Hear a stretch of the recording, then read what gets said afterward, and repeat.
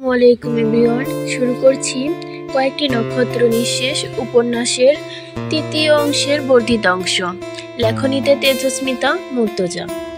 ময়মনসিংহ সিটির নতুন বাজারের আশপাশ জুড়ে যতদূর দেখা যায় সারিবাঁধা হাই রাইজ বিল্ডিং দাঁড়িয়ে আছে। অদ্রিজের অ্যাপার্টমেন্টে নয়নতারা। তার বেলকনিতে দাঁড়ালেই শহরের এধার ওধার চোখ পড়ে। এছাড়া শহরের কোল দিয়ে সরু বয়ে যাওয়া ব্রহ্মপুত্র, আরেকদিকে মাসকান্দা বাসস্ট্যান্ড থেকে থেমে থাকা সারি সারি বাস, অন্যদিকে সাপের মতো স্থির রেলপথ। অদ্রিজের অ্যাপার্টমেন্টের বেডরুমের বেলকনি থেকে দূরে ঝাপসা ব্রহ্মপুত্র দেখা যায়। বেলকনি বলা ঠিক না, অদৃশ্য বিভাজনের মধ্যে তিনটা কাজ চলে, কিন্তু দেয়াল নেই। এক টুকরো বেডরুমের বেলকনি হিসেবে, আরেকটা বিভাজন ব্যায়ামাগার, আবার আরেকটুকু পাঠাগার বা গবেষণাগার, ইংরেজি বইয়ের ঠাসা তিনটা সেলফ। তার এক কোণে একটি কাচের দরজা, ফ্রেস্টেড গ্লাস ডোর, ভেতর দিয়ে দেখা যায় না, ঝাপসা। সামনে তাকে এলোমেলো ঠেসে রাখা ইংরেজ লেখকের গবেষণামূলক বই, the science and critics of pharmacy, the pharmacological basic and the temperology, the completed drug and reference, stage application of name of research in organics, the chemistry of mind alardoc, block text books of practical organic chemistry, clock analysis of drug fusion, the anesthetist cookbook। সেলফগুলোর মাঝামাঝি একটি চেয়ারে table ও দুটো chair. বইগুলো কিছু academic, কিছু বিদেশ থেকে সংগ্রহ করা, কিছু বা অনৈতিক কালোবাজার থেকে বহু দামে কেনা। সকালবেলা অদ্রিজের ব্যায়ামের সাহায্য করার সঙ্গে হিসেব আছে রুশো, কিন্তু আজ এলো না। অদ্রিজের মাংসপেশির কামড়াতে লাগলো। সকাল 9টার দিকে মোবাইলে কল এলো, মোট 6 বার। অদ্রিজ উপর হয়ে বিছানায় শুয়ে পড়ে শুনল সেই আওয়াজ। শরীরটা চঞ্চল লাগছে, কোনো ভারী খাটুনি করা দরকার। চোখ খুলে সে দেখতে পেল সে এখন একটি কারাগারের মেঝেতে পড়ে আছে। সামনে লোহার শিকড়, নোংরা বদ্ধ জায়গা, ভ্যাপসা গন্ধ। আশ্চর্য ঘটনা হলো কারাগারের ভেতরে কল বাজছে। কোন কয়েদি মোবাইল নিয়ে কারাবাসে এসেছে। খানিক পর কারাগারের শিক মিলতেই ওটা একটা অফ হোয়াইট রঙের ডেস্কটপ দেয়াল রং হয়ে গেল। সে টের পেল বুকের নিচে নোংরা মেঝেটা নরম হয়ে উঠেছে, একদম বিছানার মতো। মোবাইলের রিংটংটা বালিশের কোনায় বাজছে, শব্দে তার কাছে অসহনীয়। ফোন তুলে আছাড় মারতে গিয়ে টের পেল কাফনের মতো সাদা বেডশিটের ওপর লাল লাল ঘন তরলের দাগ। সঙ্গে সঙ্গে উঠে বসে ছাদের দিকে মুখ তুলে ধরল। নাকে আঙুল ছোঁয়াতেই আঙুলের ডগা ভরে মুখে রক্ত পড়ছে, মুখের চামড়া জ্বলছে, চোখ ঝলসে যাবার মতো যন্ত্রণা হচ্ছে। সে চোখ বুজে চোখের ওপর হাতের তালু চেপে ধরে অন্য হাতে বেডসাইড থেকে টিস্যু ছিঁড়ে নিতে গেল। পড়ে গেল মেঝেতে পড়ে কাচের শিশি ঝনঝন করে ভেঙে ছড়িয়ে পড়ে। সে নাকে টিস্যু ঠেসে ধরে বসে রইল, ছাদের দিকে মুখ তুলে। ব্লাড প্রেশার অনিয়ন্ত্রণে, এটা রাতেই টের পাওয়া যাচ্ছিল। তার বালিশের পাশে উল্টো হয়ে পড়ে থাকা ল্যাপটপ, দুটো নোটবুক, কয়েকটা রং বেরঙের কলম ও হাইলাইটার। নোটবুক হিবিজিবি লেখা, কিসব হিসেবের কিছু ফর্মুলা ইত্যাদি। এসির বাতাসে এখন গা চিরবির করতে লাগলো। রিমোট তুলে এসি বন্ধ করলো। আবার ফোন বাজছে, সিধুর কল। সে ফোনটা বালিশের নিচে চাপা দিয়ে রুম জোরে ঝাঁঝালো একটি গন্ধ গম গম করছে। হাতঘড়িটা এখনো হাতে রয়েছে, আবার ডান হাতের কবজিতে অ্যালার্জিতে ড্রাগের অ্যান্টিহিস্টামিন স্ট্রিপ। শরীরে আজকাল খুব বেশি র্যাশ উঠতে দেখা যাচ্ছে। এটা নিয়ে শুলে শরীর ছিঁড়ে যায়। আবার কল বেজে কেটে গেল। Miss call. এ ধরনের কল তার কাছে একমাত্র একজনেরই আসতে পারে। সে একজনের নাম খয়রাতি জনাব রুয়াদ। ইফতেজার হক। আল্লাহর ভোরে উঠে মোরগ কক কক করার অভ্যাস আছে তার পুনরায়। ভোর সকালে ঘুম থেকে উঠে গাছের ভেতরটা রুহু মগজ বৃক্ষ পাকস্থলী খুঁজে বেড়ানো তার স্বভাব। ভোরে উঠে কোন বনে বাদারে গিয়ে শিশির ভেজা ঘাসের দিকে ঘণ্টাখানেক চেয়ে থেকে ঘাসের আন্তর্জাতিক ভূতাত্ত্বিক রাজনৈতিক ঐতিহাসিক উদ্ধার করা পাতিবিজ্ঞানী সে। অদ্রিজ কল ব্যাক করলে রুয়াদ ঘোষণা করলো বাজারে আসবি একটু পর, কাজ আছে। অদ্রিজ সাফ মানা করে দিল, প্রশ্নই ওঠে না। রুয়াদ বলল, হ্যাঁ তাহলে এই কথাই রইল, বেলা 11টার দিকে বাজারে দেখা হচ্ছে। 1000-5 টাকা আনিস, মার্কেট করব। অদ্রিজ বলে উঠল, সর বাড়া।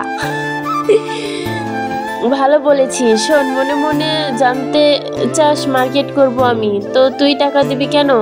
তো আমার উত্তর, সফরে যাচ্ছি তোর উদ্যোগে, মার্কেট সেই উপলক্ষে, টাকা কে দিবে? নিশ্চয়ই তুই। কথা শেষ করে কল কেটে দিয়েছে রুয়াদ। অদ্রিজ মাথা চেপে বসে রইল। এই ছেলেটা ছোটবেলা থেকে জ্বালিয়ে মারছে। কোনো একদিন খানিকটা সালফিউরিক অ্যাসিড জড়ো করে দুধ রুটি চুবানোর মতো ওইটাকে চুবিয়ে মেরে ফেললে কেমন হয়? ঘড়িতে 9:30। স্টপ ছিঁড়ে ঘড়ি খুলে বিছানায় রেখে সেও যায় ওয়াশরুমে। বেসিনে হাত দিয়ে শরীরে ভর ঠেকিয়ে আয়নাতে চেয়ে থাকে। নালি কাটলে যেমন পানি বয়ে যায়, তীর তীর করে নাক দিয়ে রক্ত পড়ছে ওভাবে। ধীরে ধীরে রক্ত ঠোঁট, তারপর থুতনি বেরিয়ে গলা ছেড়ে বুক সাদা পাঞ্জাবি গেঞ্জিতে ঠেকছে। গেঞ্জিটা খুলে ফেললো সে। চোখ টকটকে লাল। এত ওষুধ ব্যবস্থা গ্রহণের পরেও শরীর শেষ হয়ে যাচ্ছে। মুখের গড়ন ভাঙা, চুল দাড়ি অস্বাভাবিক বেড়েছে, ত্বকের রং কালো হয়ে গেছে। সে রুমে ফিরে সিধুকে কল করে বলে, আসার সময় জেন্টস পার্লার থেকে কাউকে ধরে এনো, রাত 8টায়। সিধু বলল, অদ্র স্যার 8টায়? আমাদের গাড়ি তো 11টায়, দেরি হয়ে যাবে না স্যার? হবে না, ওদিকে সব রেডি, সবাই যার যার জায়গা মতো ফিট করে দিও, কোথাও সামান্য ভুল হওয়া যাবে না। কল কেটে দিয়ে কিচেনে গিয়ে কফি বানায়। কফি তার পছন্দ না, এমনিতেও জীবনটা ঘুমহীন, কফি খেলে আরো ঘুম হয় না। কফি বানাতে তাতে সে কিছুটা গুঁড়ো পাউডার মেশায়। এটা ছাড়া মনোসংযোগ আসে না বাস্তবতার ওপর। বারবার সব গুছিয়ে যাচ্ছে, হ্যালুসিনেশন হচ্ছে। বেলকনিতে সোফাতে বসে কফির ধোঁয়া উঠতে গিয়ে প্রেসারের ট্যাবলেট মুখে ফেলে সামান্য পানি দিয়ে গিলে অ্যানিকে কল করে। অ্যানি নওফিলকে বের করে দিয়ে নাফিকে খাওয়াতে বসেছিল। তাকে সেলুনে নিয়ে যাওয়া হবে। এনি ছাড়া কেউ পারবে না চুল কাটাতে। সবাইকে নাস্তানাবুদ করার ডিগ্রি আছে নাফির, ভয় শুধু এনিকে। এনি কল রিসিভ করে বলল, আপনি তো বাদুরের মতো দিনে ঘুমান, আর আজ কি ব্যাপার? রুয়াদের ভাতিজির কোনো খবর? ইস রে, আপনাকে কল করার কথাই মনে নেই। সেই কোন সকালে ওদের বাড়ির লোক এসে চাঁদা দিয়ে গেছে, ভালো একটা সিট রাখতে বলেছে। অদ্রিজ কল কেটে শাওয়ারে যায়। ঠিক 45 মিনিট খানেক পর দাঁড়িয়ে থাকা শাওয়ারের নিচে মাথা ঠান্ডা পানি পড়লে প্রেশার নামতে পারে। 11টার দিকে চূড়ান্তভাবে মাংসপেশি অসহ্য কামড়ানি শুরু হলো। একটা টি-শার্ট 3/4 প্যান্টের সাথে পরলো হাই বুট, কানে হেডফোন ও বিশাল এক সানগ্লাস চোখে বাঁধিয়ে বেরিয়ে পড়লো অ্যাপার্টমেন্ট থেকে। রাস্তায় কেউ বলতে পারে টি-শার্ট ও ট্রাউজারের সাথে লেদার হাই বুট বেমানান, তাতে অদ্রিজের যায় আসে না। বেমানান শব্দটা মূলত বেমানানি জায়গাতে। তাপমাত্রা আফ্রিকা মহাদেশের সাথে টক্কর দিচ্ছে। সে একটু হেঁটে একটু দৌড়ে বাজারে আসে। একটু ফাঁকা জায়গা পেয়ে দাঁড়িয়ে হাঁপ ছাড়ছে।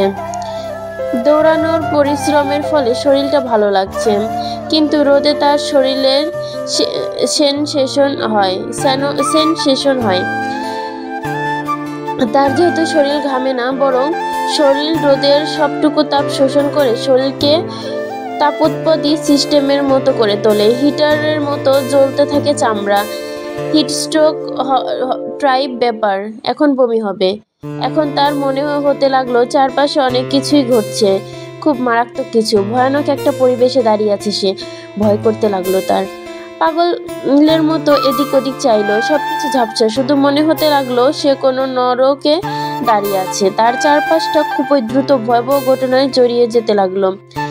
গা তীর তীর করে কাঁপতে লাগলো, খচখচ করে গা চুলকাতে লাগলো। সে কোথায় দাঁড়িয়ে তা মনে করতে পারলো না কিছুক্ষণ। এরপর আচমকা শরীরটা ঝাঁকি মেরে উঠে গলগল করে বমি করে ফেললো। সঙ্গে সঙ্গে এক নারী কণ্ঠ চেঁচিয়ে উঠল, ছি, এই কে রে শয়তান, আজব লোক তো। বাচ্চা নাকি রাস্তার মধ্যে বমি করতেছে? সরে আয় নয়ন, ছি ছি, দেখি কি হাল হলো তোর। অদ্রিজের চোখ ঝাপসা, বরাবর দেখার মতো। তার মাথার ভেতর এখন ভোঁতা শব্দ শোনা যাচ্ছে। কারের ভেতর এসি চললে যেমন গা গুলিয়ে আসে অমন। হেডফোন খুলে ফেলে দিল রাস্তার ওপর, ওটা ভেঙে গেল। আরেকটা মেয়ে বলল, থামো ফুপি, লোকটা অসুস্থ মনে হচ্ছে, দেখি দাঁড়াও। এই যে, আপনি ঠিক আছেন? কেমন লাগছে আপনার? দেখুন স্কার্ফটার কি অবস্থা করেছেন। মাথা ঘুরছে আপনার? অসুস্থ আপনি? এই কণ্ঠস্বর ও বাক্যগুলো ওষুধের মতো সুখদায়ক লাগলো অদ্রিজের কাছে। মেয়েটাকে রেগে গিয়ে দু চার কথা ঝাড়লো না, বরং পা ফেলে কাছে এলো। এসে সাথে সাথে অদ্রিজের নাকে ফ্লোরাল পারফিউমের সুঘ্রাণ ঢুকলো। কিন্তু অ্যালার্জির কারণে মেয়েটার কাছে আসতে সে দুম করে এক হাঁচি দিল। এমনি তার কণ্ঠ বড় ভারী, তার উপর ছেলে মানুষ, বোমব্লাস্টিক হাঁচি। মেয়েটা কেঁপে উঠে পিছিয়ে গেল, সামান্য একটু সংকুচিত হলো, কিন্তু সরে গেল না। তার হালকা নীল স্কার্ফটার নিচে ভাগ দুর্গন্ধ বমিতে ভরা। সাদা কুর্তির হাঁটুটার সামনে সামান্য উপর অব্দি তাতে ছিটে লেগেছে। বড় বিশ্রী লাগছে দেখতে। অদ্রিজ কেমন অদ্ভুত কণ্ঠে ক্ষমা চেয়ে উঠল, আমি দুঃখিত মিস, আমি সরি। একটি মলি সরি, আমি দেখিনি। হঠাৎই পেট গুলিয়ে এলো। কণ্ঠস্বর ভারী, মোটা ও পৌরুষ। মেয়েটি স্বাভাবিকতই সংকুচিত হলো। তখনই পেছন থেকে আগের মেয়েটি সরু গলায় চেঁচালো, ওই নয়ন, চলে আয় তো।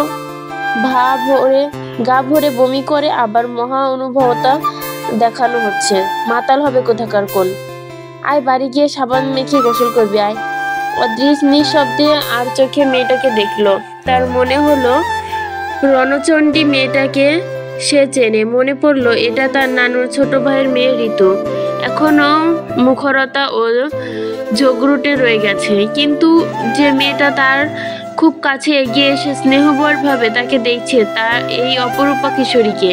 কিশোরী কণ্ঠ, এত সুন্দর চেহারা, চুল, পোশাক। অদ্রিজ সোজা দাঁড়াতে পারছিল না। তার শরীরে ত্বক খচখচ করছে, গলা শুকিয়ে গেছে। দাঁড়িয়ে থাকতে না পেরে রাস্তার কিনারায় বসে পড়লো। নোংরা ড্রেনের এক ফাঁকে মুখ দিয়ে আবারও ভকভক করে বমি করে ফেললো। শরীর টলমল উঠলো তার। ঋতু চিনল না লোকটাকে। আনোয়ারা ফুপুর মেয়ে মসুরা মারা যাবার পর আনোয়ারা ফুপু কে ভুলে গেছে। তার মেয়ে একটা ছেলে সন্তান ছিল, রুয়াদ ভাইয়ের দোসর, অনাথ। ছেলেটা অদ্রিজ প্রধান। এই অদ্রিজের কাছ থেকে তার নানুর জন্য এখনো প্রতি মাসে এক গাদা করে টাকা আসে, শুধু ওষুধ খাওয়ার নাম করে। ফুপু আয়েশ করে খরচা করে, তা সেই ফাঁকে নাতির খোঁজ করার খেয়াল থাকে না। সে তো এসব স্বার্থপরতার কারণে বড় ফুপুকে একটু পছন্দ করে না। কিন্তু ঋতুয়া আজ মাসুরা আবার ছেলেকে চিনতে পারল না। তাদের বয়সের গোলমাল বোনেরা, ছেলেরা তার চেয়েও বয়সের বড়। সে নাক কুঁচকে দাঁড়িয়ে রইল। এদিকে নয়নতারা দৌড়ে গিয়ে লোকটার কাঁধ চেপে ধরল। কি করছেন? ডেনে পড়ে যাবেন তো, সরে বসুন, আপনার শরীর টলছে, প্লিজ সরে আসুন। আমি ধরছি আপনাকে, রাস্তার ওপর বমি করুন। এই অবস্থায় এভাবে কেউ রাস্তায় বের হয়? উঠতে পারবেন? কোথায় থাকেন আপনি? অদ্রিজের নাকে আবারও ঠেকলো সেই পারফিউমের গন্ধ। মেয়েটা বুঝতে পারছে না কেন অদ্রিজ এভাবে ছোঁয়া ঠিক না। মেয়েটার কি ক্ষতি, ভয় নেই? অদ্রিজ নিজেকে ছাড়িয়ে নিয়ে পকেট থেকে একটা টিস্যু বের করে এগিয়ে দিয়ে বলল, স্কার্ফটা মুছে নাও, নোংরা হয়ে গেছে। সে চিন্তা আপনার না করলেও হচ্ছে আপাতত। ও তেমন কিছু না, আপনার অসুস্থতা দেখুন, একা চলতে পারবেন? নয়নতারা অবাক হলো। এরকম অবস্থা এত স্বাভাবিকভাবে, উল্টো তার সেবায় অমনোযোগী লোকটা। অদ্ভুত সুন্দর চেহারা, কিন্তু চুলদারি জংলাদের অস্বাভাবিক দেখাচ্ছে লোকটাকে।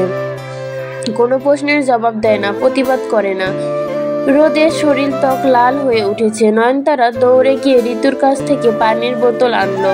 তন্নি বেগম সব সময় নয়নতারার সঙ্গে বোতল ভরে পানি দেন। নয়নতারা যখন অদ্রিজের সামনে এসে স্কার্ট উঠিয়ে ধরে দৌড়ে গেল, মনে হলো কোনো শুভ্রপরী ডানা ঝাপটে উঠে গেল।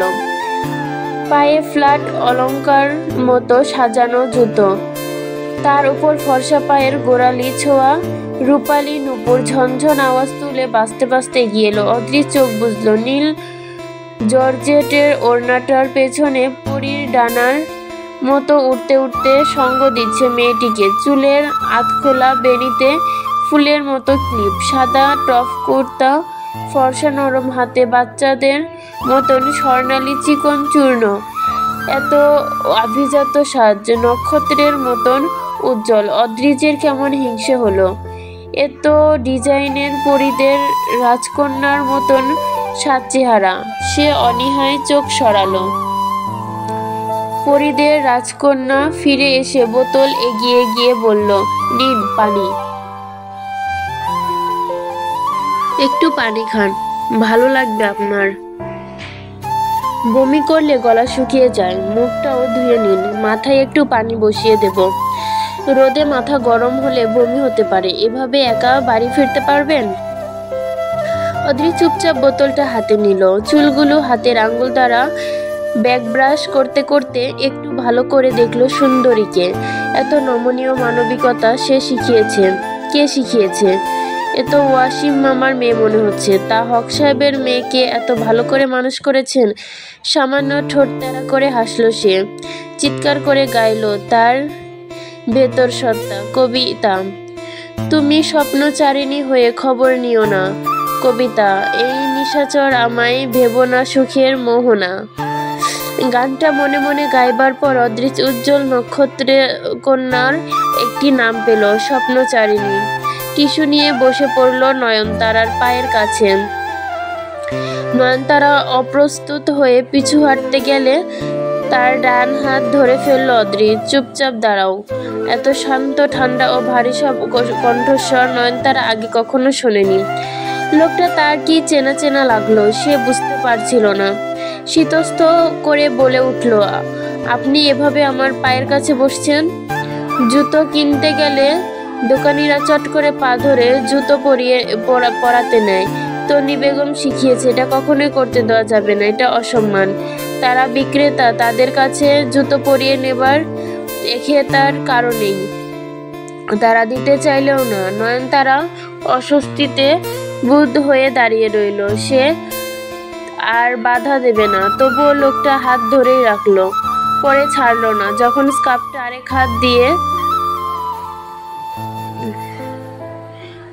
হাত দিয়ে ধরতে হলো, এত শীতল একরোখা চুপচাপ মানুষ, কিছু বলারও পেল না নয়নতারা। অদৃশ টিস্যু নিয়ে নয়নতারা স্কার্ফটা নিম্ন ভাগ যথাসম্ভব পরিষ্কার করলো। রাস্তার মধ্যে একটি কিশোরীর পায়ের কাছে বসা এক বিশালাকার পুরুষের দৃশ্য অদ্ভুত ও বিরল। অদ্রিজের মনে হলো বমি পরিষ্কার হয়েছে। সে উঠে দাঁড়ালো। নয়নতারা অস্বস্তি কাটিয়ে চঞ্চল কণ্ঠে বলল, আপনি বাড়ি ফিরে রেস্ট করবেন, আর এখন বাইরে থাকবেন না। নয়নতারা, নয়তো আমি বলছি আপনি আজকে একটা কঠিন অসুখে পড়বেন, মিলিয়ে নেবেন। অদ্রিজ আস্তে করে বলল, তাই? অবশ্যই তাই। নিজের অবস্থা বোঝেন না? কিছু হবে না, বললাম তো, মিলিয়ে নেবেন। তোমার সঙ্গে আমার দেখা হবে, তুমি মিলিয়ে নিও। লোকটা চলে গেল। নয়নতারা বিস্মিত চোখে লোকটাকে চলে যেতে দেখলো। দেখা হবে?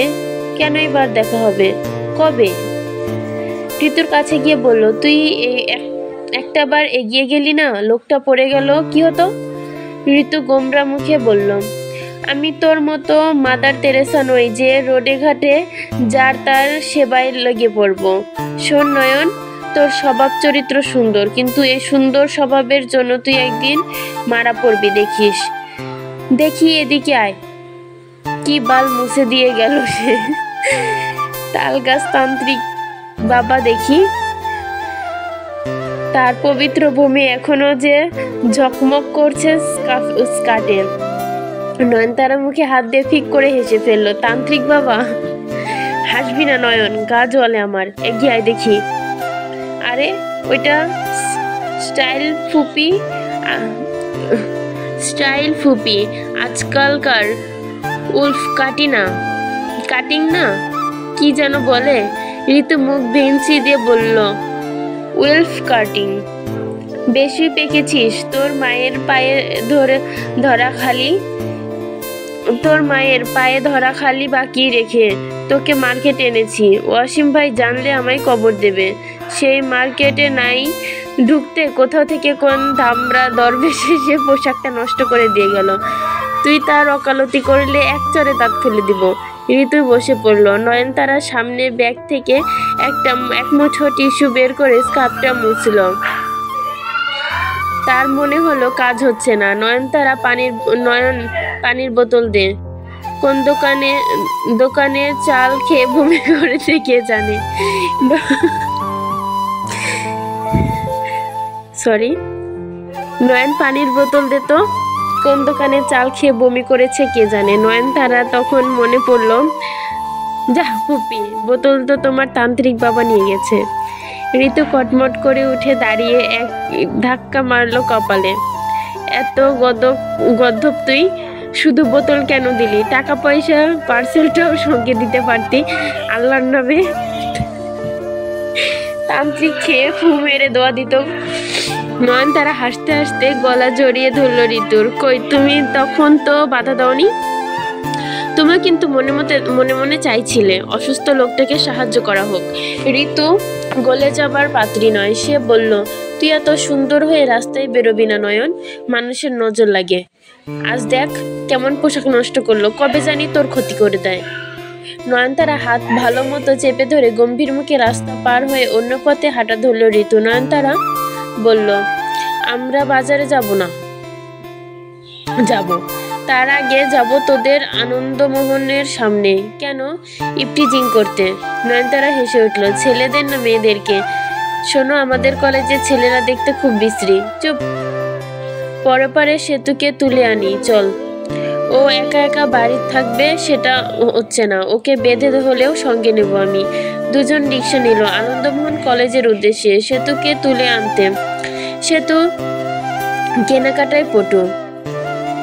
রুয়াদ ও অদ্রিজ ময়মনসিংহ জেলা স্কুলের প্রাক্তন শিক্ষার্থী। এরপর দুইজন ইন্টারমিডিয়েটে ভর্তি হলো আনন্দমোহন কলেজে। বংশগতভাবে আনন্দমোহনের শিক্ষার্থী। ওকে রুয়াদের দাদা দাদি অবধি। এদিকে রুয়াদের বাপ চাচা ভাই, সে নিজে, সেতু, নয়নতারা সব আনন্দমোহনে। অদ্রিজের বাপের বাড়ি ত্রিশাল, আরেক উপজেলা। বড় চাচা পড়ালেখার সুবাদে ময়মনসিংহ শহরে বসবাস করতে করতে এখানে স্থায়ী হয়েছিল।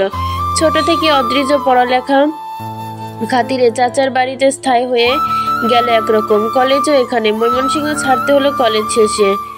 ব্রাইট স্টুডেন্টের হিসেবে জগন্নাথ বিশ্ববিদ্যালয়ে বায়োলজি বেসি টপ সাবজেক্টে ফার্মেসি নিয়ে পড়ার সুযোগ পেল। ঘাটতেরা রুয়াদ জেলা ছেড়ে কোথাও গেল না। তার যা মেধা, অনায়াসে বুয়েটে পড়তে পারত। সে ভর্তি হলো বাংলাদেশ কৃষি বিশ্ববিদ্যালয় বায়োটেকনোলজি বিভাগে। রয়ে গেল নিজের শহরেই। কিছুদিন আগে সে নিজের প্রাপ্ত স্কুলে অস্থায়ী শিক্ষকের চাকরি পেয়েছে। জেলা স্কুলের 9-10-এর ছেলেরা তার পাগল ভক্ত। পারলে তার সব শিক্ষক বাদ দিয়ে সারাদিন রুয়াদের ক্লাস করে। রুয়াদের পড়ানোর ধরন অন্য জাতের। সে যেদিন আবৃতবীজী উদ্ভিদের গঠন পড়াবে সেদিন সে কোথা থেকে একটা আবৃতবীজী উদ্ভিদ জোগাড় করে নিয়ে ক্লাসে আসে। সেদিন পেঁয়াজের লম্বচ্ছেদ প্রস্থচ্ছেদ পড়াতে হবে, সেদিন পেঁয়াজের একটা স্লাইড নিয়ে আসবে। একবার সে গাছের জিন ও ডিএনএ মানুষের ইমপ্লেন্ট করার গবেষণায় হাত দিয়েছে, যাতে গাছের এমন ডালপালা ভেঙে গেল বা কেটে ফেললে সেখান থেকে মুকুল অঙ্কুরিত হয়। মানুষও তেমনই হতে পারে। মানুষের একটা হাত কেটে গেলে সেখান থেকে ধীরে ধীরে একটা হাত গজাবে, কিন্তু আরেক দিকে বিষয়টা ক্যান্সার পর্যায়ে চলে যায়। মানুষের শরীরে নতুন হাত গজাতে গেলে মাংসপেশি অস্বাভাবিক কোষ বৃদ্ধির বিভাজন দরকার, যা ক্যান্সার। এছাড়াও গাছের জিন মানুষের স্থাপন করা সম্ভব না। আর এক্সপেরিমেন্ট সেখানেই থামলো। তারপর এইসব কথাবার্তারা যুক্তি চিন্তাধারণা যন্ত্রের মতো শোনে ছাত্ররা। শুধু জেলায় স্কুলই না, আশেপাশে স্কুল কলেজের ইন্টার পড়ুয়া কিশোররাও ওপর রুয়াদের কলেজাদুর প্রভাব পড়েছে। এ নিয়ে স্কুল কলেজে গুঞ্জন চলছে। রুয়াদ ওদের উল্টোপাল্টা পরামর্শ শেখাচ্ছে। চঞ্চল বয়সের ছেলেরা এভাবে রুয়াদের মতো বামপন্থী অনুসারী হবে ও ভারী চিন্তার কথা। সারাদিন সবগুলো রুয়াদ জিকির করে। মাজারে যেমন দয়াল বাবার জিকির করে ওই রকম। রুয়াদ এই জীবনে কোনোদিন সঠিক সময় স্কুলে যায়নি। তার শিক্ষকেরা অতিষ্ঠ ছিলেন। সে 3 পিরিয়ড পরে স্কুলে গিয়ে দারোয়ানের সাথে ঝামেলা বাঁধাতো। এখন যারা সিনিয়র শিক্ষক তারা ছিলেন রুয়াদের তৎকালীন শিক্ষক। এখন সে শিক্ষক হবার পরেও স্কুলে যায় অসময়ে। তার পিরিয়ডের সময় হলে ছাত্ররা তার অপেক্ষায় বসে থাকে। রুয়াদ স্যার কখন আসবে, ক্লাস নেবে। সিনিয়র শিক্ষকেরা এসে ছাত্রদের সান্ত্বনা দেয়, আমরা জীবনে ওকে ক্লাসে পাইনি, তোরা পেলে আমাদের সাথে অবিচার হতো। বসে থাক, ব্যাককেল চলে আসবে কোনো এক সময়। কখন যেন স্কুল থেকে তাকে লাথি মেরে বের করে দেওয়া হয়। ছাত্ররা এ চিন্তায় আছে। তারা ঠিক করেছে রুয়াদ স্যারকে গলা জড়িয়ে ধরে অনুরোধ করবে, রুয়াদ স্যার আপনি একটু নিয়মিত হন, অথবা চাকরিটা পার্মানেন্ট করুন, নয়তো আপনাকে কিক মারা হবে। আমরা আপনাকে হারাতে চাই না। ভার্সিটি লাইফে সে একটি ভাইরাল কোচিং সেন্টার চালাতো। কোচিং সেন্টারের নাম ছিল আয়ুর্বেদিক কোচিং সেন্টার। অভিভাবকেরা কেউ ভাবতেন রুয়াদ যেহেতু গাছের বিজ্ঞানী, সে বোধহয় কোনো গাছরা নিয়ে কোনো আশ্চর্য রকমের আয়ুর্বেদিক ওষুধ বানিয়ে ছাত্রদের খাইয়ে পড়ায় মনোযোগী করে। কিন্তু রুয়াদ টাম দিয়ে গভীর উদ্দেশ্যে। আয়ুর্বেদ সংস্কৃত শব্দ, অর্থ হচ্ছে জীবনবিদ্যা। সে একজন খাঁটি জীববিজ্ঞানী। ভবিষ্যতে সে গাছ আর মানুষের এক গ্লাসে গুলিয়ে শরবত বানানোর মতো দুনিয়া উল্টানোর কোনো আবিষ্কার করবে, এমন সম্ভাবনা আছে। কোচিং সেন্টারের নাম সে অনুসারে। তার নামে এত জোর ছিল যে ছাত্রদের জায়গা দেওয়া মুশকিল হতো। ছাত্ররা তাকে পছন্দ করে। এমনিতেই সে যে শিক্ষককে জ্বালিয়ে মেরেছে, তারাও তাকে অপছন্দ করতে পারে না। এই অপছন্দ না করতে পারা নিয়ে শিক্ষকেরা প্রায় ডিপ্রেশনে থাকেন। এসব কারণে তাকে কিক মারা হচ্ছে না। তারা নিয়ম অজাতের। তার পিরিয়ড ছিল 4র্থ পিরিয়ড। সে হেলে দুলে দুপুরে স্কুলে গিয়ে দেখলো 6ষ্ঠ পিরিয়ড চলছে। অবিবাহিতা সুন্দর ম্যাডাম বাংলা ব্যাকরণের সমাস পড়াচ্ছেন। সমাসের মধ্যে তিনি তার জানা সংস্কৃত ভাষায় ছাত্রদের বলে শোনান, তাম অহম অনুরক্ষমি তামবিনা নব জীবিষ্যামি কুপামম তাজমাম যদগুচ্ছাসি অহম বিষ পিবেজম। অর্থ, আমি তোমাকে ভালোবাসি, তোমাকে ছাড়া আমি বাঁচব না, দয়া করে আমায় ছেড়ে যেও না, যদি এমন করো আমি বিষ খাবো। ওরে বাবা। ছাত্ররা ধরে নিল ম্যাডাম বয়সকালে প্রেম বিদায়ী ও কাউকে এমন কথা বলেছিলেন। তারা হেসে হেসে কুটুকুটি হচ্ছে। কিন্তু দরজার সামনে রুয়াদকে দেখে সব হিপটোনাইট রোগীর মতো হলো। তাদের চোখের মণি গোল গোল ঘুরতে লাগলো। সাদা ধবধবে পায়জামা পরে আর্মিদের মতো উচ্চওয়ালা রুয়াদ চোখে রিমলেট চিকন সাদা চশমা পরে দাঁড়িয়ে আছে হাসি মুখে। তার বাঁ হাতের তর্জনী আঙ্গুলে একটি আংটি আছে, সেটার দুটো স্তর, ওপরের স্তর নিচের স্তরের ওপর ঘোরে। রুয়াদের কাজ হলো সারাদিন সেটাকে বৃদ্ধা আঙ্গুল দিয়ে ঘোরানো।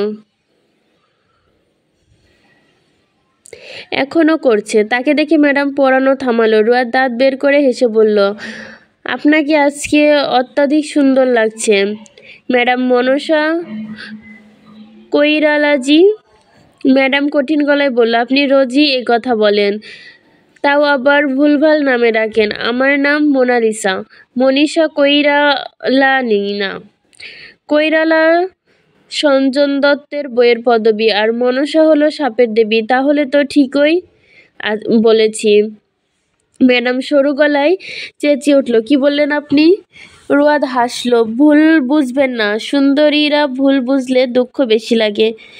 ঘটনা হলো মোনালিসাও তো আর আপনার ঠিক নাম না, বানানো নাম।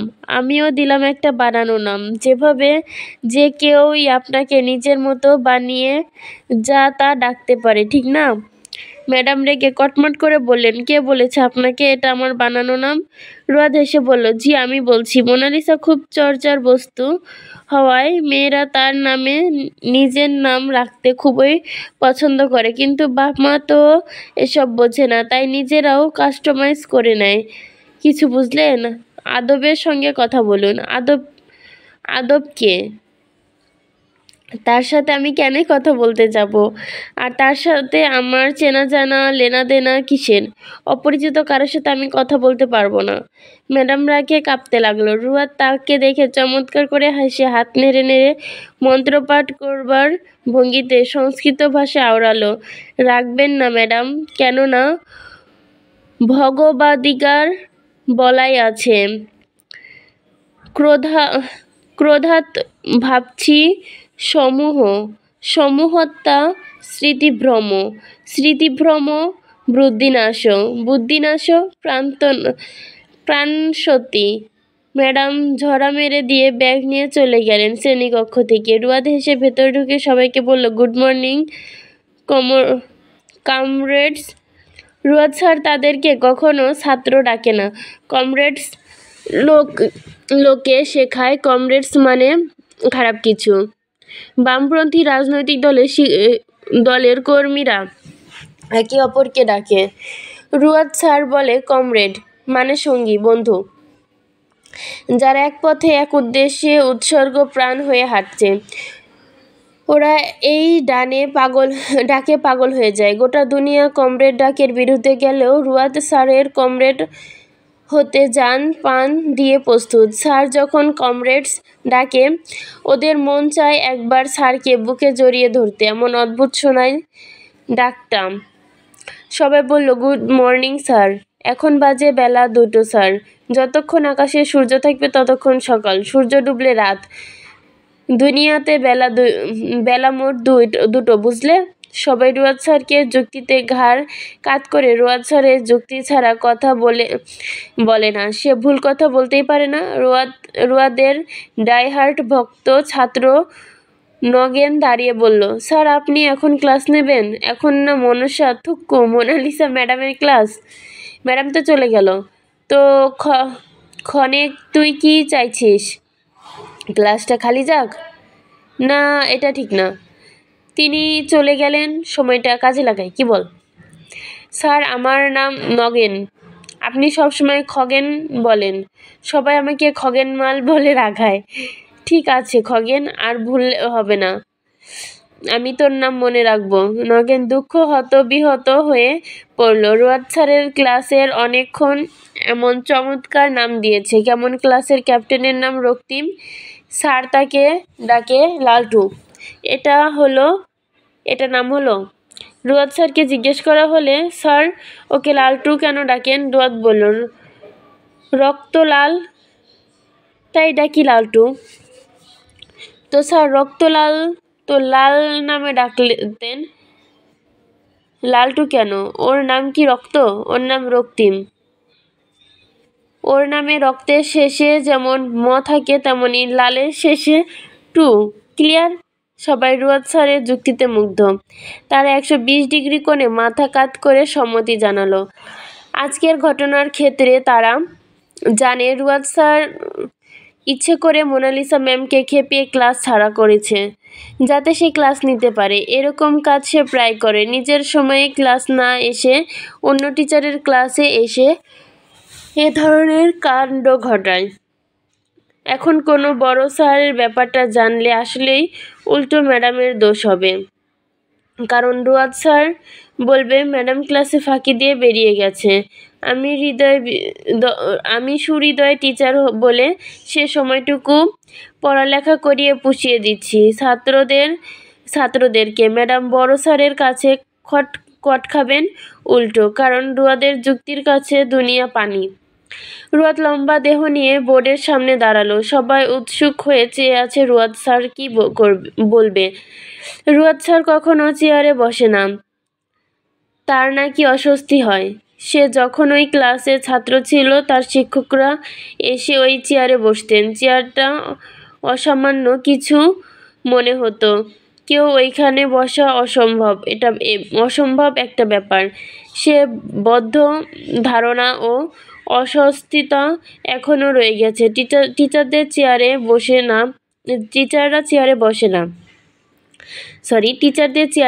না। সে চেয়ারে হেলান দেবার পিঠ বোর্ড ওপর কনুই ঠেকিয়ে ঝুঁকে দাঁড়ায়। এটা তার স্বভাব।